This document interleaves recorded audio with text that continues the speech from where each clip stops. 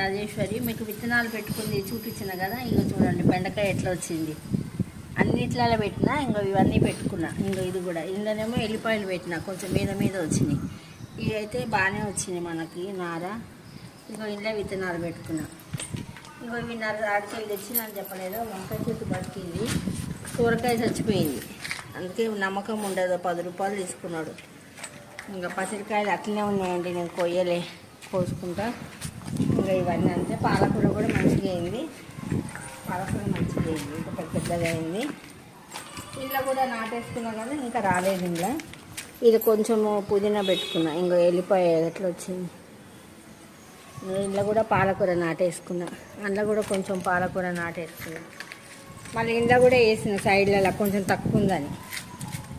ఇది దొండకాయ ఇది కొంచెం పెద్దగా అయింది. ఇక్కడ ఒక చిన్న పువ్వు అయింది.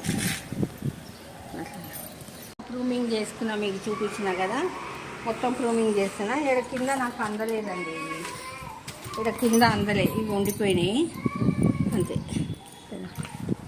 ఇంకా పప్పాయ ఎంత బాగా అవుతుంది చూడండి, ఇంట్లో పెద్దగా అవుతుంది. ఈ కట్టలు తీసేయాలనేమో మళ్ళీ దానికి ఎట్లా పోతుంది పైకి. తీసేస్తా, 2 తీసేస్తా, ఆ పందిరి వరకు ఉంచుకుంటా.